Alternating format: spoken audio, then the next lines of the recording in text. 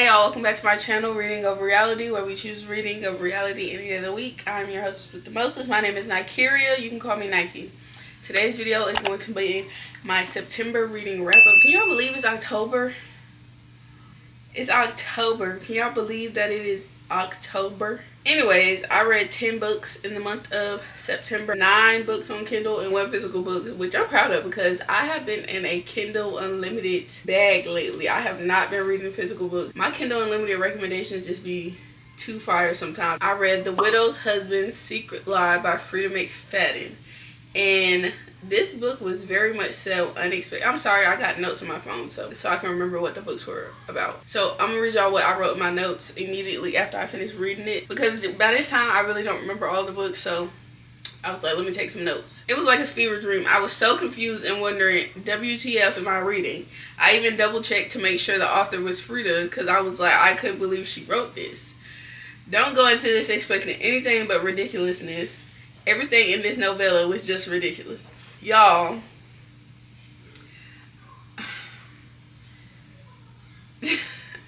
the book left me speechless because I was just like, what, why would she write this? Like, what even is this? I literally did have to check and make sure that I wasn't tripping and this actually was a Frieda Mcfadden book, because I was just like, what even is this? Basically, it's about a woman whose husband died and she starts seeing him, and it just goes over. I can't even say much after that because everything that's coming to my mind is giving spoiler, and I don't want to spoil it for y'all. Honestly, I kind of want to spoil it for y'all just because I'm not gonna spoil it. It was just in case anybody else wanted to read that. It wasn't her best work. It wasn't horrible. It's just her other books compared to this one, it was just so left field that I just was like, what even? It kind of makes me say it's trash compared to other. I don't know. We just gonna move along from that one. Next, I went and read The Hood Flower Girl by Monique. Y'all, if you know August, I was in a urban fiction, urban romance bag. I could not get out of it. That's all I read in August.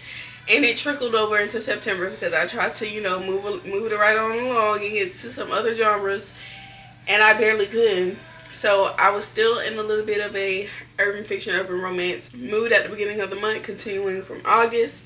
So yeah, let me go to my notes for that. A story of a girl who accidentally finds family when her birth family isn't there for her. Her and the main male character both crushed on each other since they were kids, but fought against their feelings until they couldn't fight anymore.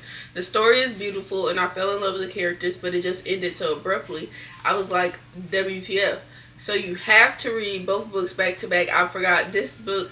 Right after this book, there's a sequel, which is called The Unhinged Best Men. You have to read both books back to back as if they were one book to get the full effect. It switches characters' POVs, and I was kind of sad about that, but soon realized you're not missing out on anything. The first 2 characters are as involved in the second story as they were in the first, and you get to see how their love story wrapped up. Part 2 is a little messier, but in a beautiful way. Kind of a second chance romance in the sense that 2 soulmates let life get in the way of them being together in the past, now pushing life to the side and letting their love flourish. Okay, notes. The notes came through, baby, okay? Because I low-key forgot what that book was even about. So the second and third books I read was The Hood Flower Girl and The Unhinged Best Man by Monique. The story was cute. Like I said, I was kind of sad to see first book end because I'm used to books getting wrapped up. You're used to the love stories coming to a conclusion in the first book before they move on to the second character's love story in the next book. But this one wasn't like that. I'm struggling to get my point across. The love story was just not fully resolved. It didn't get fully resolved until the second book.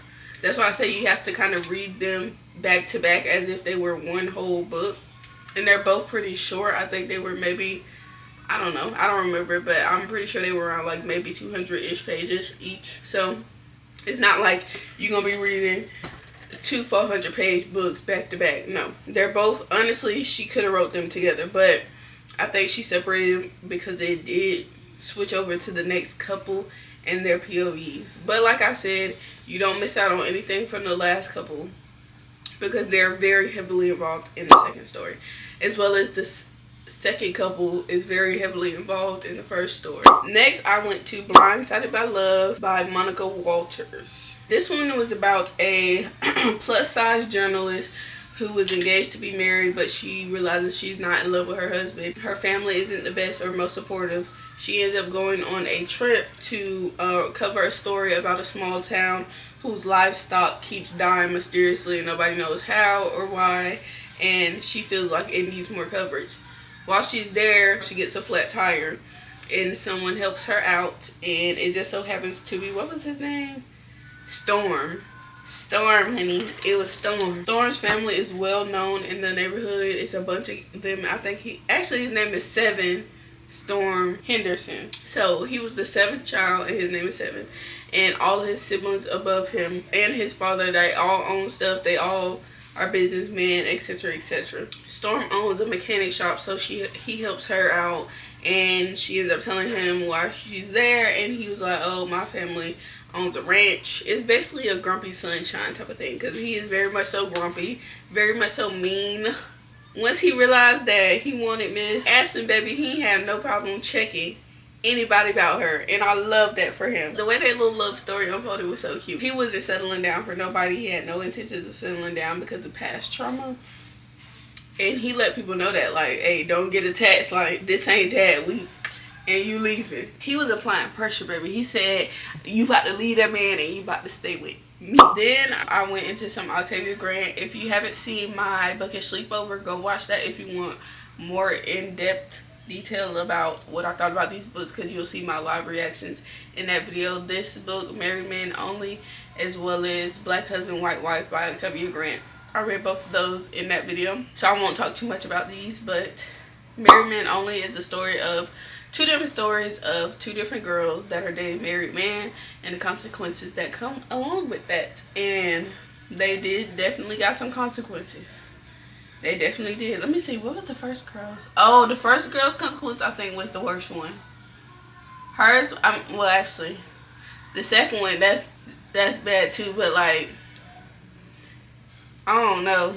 I guess, I don't know. I don't want to spoil it. They're both pretty short, so I do recommend you go read them. If you need some motivation not to be messing with married men. I think I started off my Octavia Grant journey, Work Husband, and then Dear Vicky, and both of them very much unhinged, very much psychotic, very much gruesome, and whatnot. But every book after that so far has not been as gruesome, psychotic, and whatnot, unhinged as those first two, and I feel like that's what I've been looking for from her, or expecting from her. But I feel like those two, I'm pretty sure Dear Vicky was one of, if not her latest, one of her latest releases. So I feel like I'm reading older works and coming where she's still growing into her personality as an author, like what makes her her. I feel like the ones I've been reading after those two have not been fully living up to my expectations, because they were set high based off those first two books I read by her. The next book I read was Black Husband, White Wife by Octavia Grant. Sorry, I'm thirsty tonight. This one is about a black man who has been married to a black woman for years and has, I think, 2 kids with her. And he hates her. He hates black women. He doesn't think black women are good enough for him. So he decides that he's leaving her and he's going to go be with a white woman. The grass ain't always greener on the other side. Is basically what I can say for that one without spoiling too much. The grass ain't always greener. Be careful what you wish for. And karma is a MF. This book was pissing me off when I first got into it, because even though the synopsis kind of told you what it was about, I wasn't expecting him to go in like that. Like, he was going in on black women, and it was very much so triggering. And I'm like, Octavia, why would you write this? But the way he got humbled very much so made up for all the mess that he said, because he was speaking out the side of his neck for real. The baby thirsty. But yeah, like I said, go watch my bookish sleepover video, and I'll link it down below, or it'll be up in the cards somewhere around here, so that y'all can see my reactions and my better thoughts of what I thought about that book. Next, I read And Then Life Was Beautiful by Asia Monique. A story starting with a series of misfortunate events that would seemingly tear a new couple apart brought them even closer together and helped them realize that they were destined to be together. August, a gentle soul struggling to be the best man he can be in his unexpected, overwhelming situation. He is everything a man should be. And Corey being a great example of a woman figuring out life when her whole life changed. Ooh, I don't know why I just got a headache out of nowhere. Ooh. That just came out of nowhere. My head just started hurting. Both went through unimaginable life changes at the same time, yet those things brought them closer together. The family dynamic is strong in this book. And of course I'm obsessed with it because, you know, I love me a strong family, a found family. You know, that family aspect. I love that in books. The story was tragic and beautiful at the same time, and by the end I was crying. I will say the amount of bonus epilogues were ridiculous. They could have just been chapters, but I loved how the author included their future together. They wrapped up all the things you would be left wondering about. And I hate when stories just end and you want to know so bad how their story ended or how it continued. I ate the book up and read it in less than 24 hours and in 2 settings. It would have been 1 if I hadn't started at 3 a.m. and fell asleep. So yeah, this story was beautiful. Like, I will say, trigger warning for anybody going through grief. The beginning of this book, I'm not even going through any grief right now. Of course, I have people that I've lost in the past, and you know, I feel like grief is never ending, but you know what I mean when I say I'm not actively going through grief. The beginning of the book threw me off because it had my emotions heightened because it was just so sad what the main character was going through. So yeah, I was unexpectedly sad. The way the story unfolded, it was a little messy, but it was also beautiful. It was messy in a beautiful way. I really need y'all to read this book because I cannot imagine something like that happening to me. That is very much so wild that happened to them and the way their story unfolded. Then I got into some spooky reads, which is also in my last video, my 24-hour readathon. So go watch that if you want to know more in-depth thoughts about the book. The Weight of Blood by Tiffany D. Jackson. It's a Carrie retelling. And like I said in my last video, I love Carrie. That's one of my favorite scary movies, horror movies, whatever.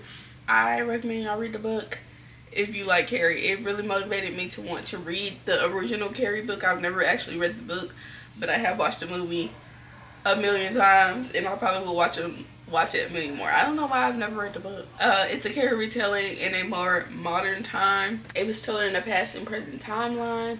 The present was told through a true crime podcast, and the past was told through the point of view of multiple students that were involved in this situation, the big thing that happened. And if you know Carrie, you know kind of what I'm getting at. It's about a girl named Maddie who has a big secret that she is trying so hard to keep from everyone because she feels she has to. But one day at school, everyone ends up finding out. There's a video that goes around. People are teasing her, picking on her. She was already that shy, quiet, timid girl that everybody just looked at as a freak. And it just got worse from there on forward. But then, you know how the story of Carrie goes. The probably guy ends up trying to hang out with her, inviting her to do things, inviting her to go to prom with him, and things just go left. It also has a little bit of a historical fiction aspect in it. It's like an underlying theme in the book. I want to say it wasn't heavy in the book, but honestly, it's kind of like the driving force behind how everything came to be. Like I said, go watch my 24-hour readathon to get more in-depth thoughts about that. Also in my 24-hour readathon, which is the next book I read, and that is The Blind Eyes First by Joelle Wellington. As you can see, I have her other book right here, one of my favorites of 2024. This has been one of my most highly anticipated reads and releases of 2024. I was waiting for this book like a crackhead. I was feeding for this release, and then I put it off for months after it was finally released. But yes, I finally got to it in that video, and like I said, go watch that video if you want to hear more in-depth thoughts. I'm gonna give y'all a brief little wrap up of what I thought of this, and I just realized I didn't give y'all ratings for none of them books, so we're just gonna keep it going. I'm not giving y'all ratings for anything now. This is about a group of friends who end up going to a party, and they play with an Ouija board, and they seemingly unleash a demon upon their friend group who is killing them in the order of the way the characters in a movie die, which the demon is seemingly reenacting. And they have to basically try to figure out how to kill this demon, how to stop the demon, and have their friend group survive. I enjoyed this. It did not give me the 5-star feeling like this, which I kind of knew it wouldn't, because that one was, honestly, I feel like finding a 4-leaf clover. Like, I got lucky with that one. Like I said in the last video, I would love to see this as an actual movie. I think this would be perfect for a Disney movie.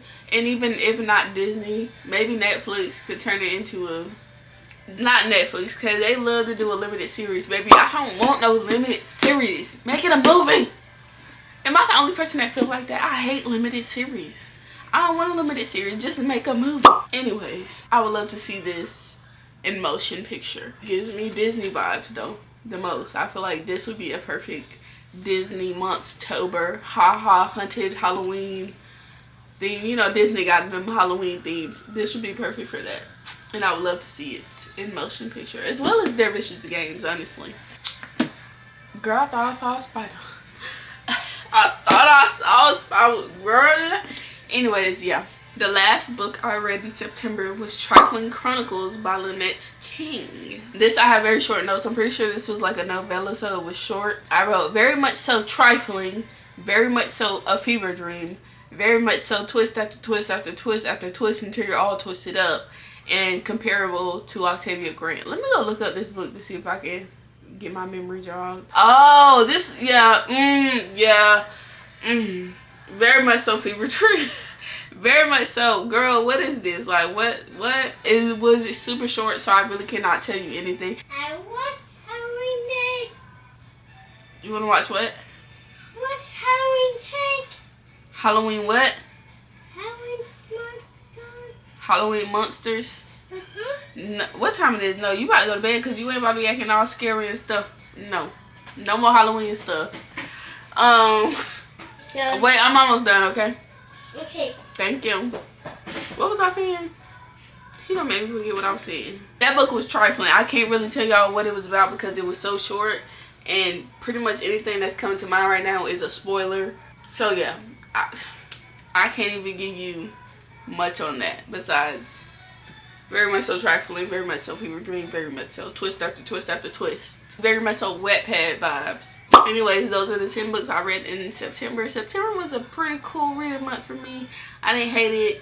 I'm proud of myself for reading that one physical book because Kindle Unlimited has had me in a chokehold lately. Oh, like I said in my last reading wrap up, I decided to give y'all my top recommendation. I said I was going to call it my book of the month, but then I thought about it. I'm like, there's actually a company called Book of the Month, and I just don't want no confusion, so I'm going to just call it my top pick of the month. And this will be the book that out of all the books I read, I recommend that you read. I watch so many people's reading wrap-ups, and they're all like, they read 20 books, 15 books, however many books, and it's like, I can't read all of them. So I'm going to give y'all one specific one out of the 10 that I read. If you can read it, this is the one I recommend you read, which is The Weight of Blood by Tiffany D. Jackson. I think that would be perfect for y'all to get in this month, October. Get y'all spooky vibes going. And I think y'all will like it. I did end up rating it a 3. It was very much so good, but it wasn't amazing. But I still recommend y'all read it. And I think a lot of people may enjoy it more than I did. Thank y'all for watching. Don't forget to like, comment, subscribe. Come back for more videos. And bye. Alright, y'all. I almost forgot that I need to choose the giveaway winners. If you guys watch my bookish sleepover, there was a secret giveaway in the middle of that video for those who paid attention, and I said I would announce it on October 5th, and I actually meant October 6th because that was the Sunday, and I typically like to try to post on Sundays. So yeah, it is October 4th right now. I found a random name picker website. It's called willofnames.com. And I need to go get all the names from the video, the people that commented, and put their names in here so we can choose. And it's 4 people that are going to win, and they're winning $25 Barnes & Noble's gift cards. I will announce the winners in this video, and I will reply to the comments on that video for you to reply back to me and comment your Instagram. Alright, y'all, so I got all the names on the spinner. There were 10 people that commented. So I got 10 names on the spinner. I don't want anybody DMing me. Let me know your Instagram so I can DM you. Yeah, that's how we're gonna do it. Okay, tap to spin.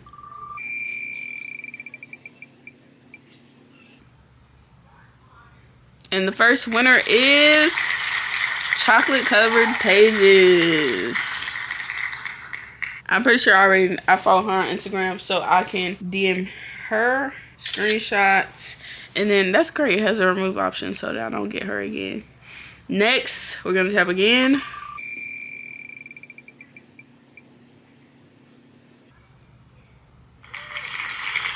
Sunflower_Evie.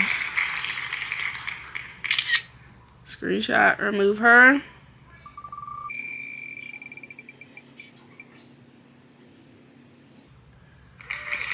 Nicole at the Heart 82. Screenshot her. One more. Who's the lucky winner?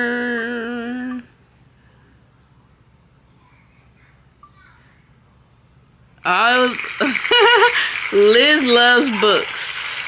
So those are the winners of the giveaway. Y'all will be receiving $25 Barnes & Noble's gift cards. Those are the 4 winners of my giveaway. Be on the lookout for my comments.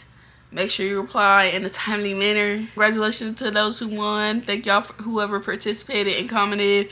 And I know that one was a secret. I likely will do more secret giveaways, so y'all gotta pay attention to the videos. You gotta watch the whole video straight through so you can catch them secret giveaways. But I also will do more that are not just secret. But yeah, that was fun. Thank y'all for watching, and don't forget to like, comment, and subscribe. Bye.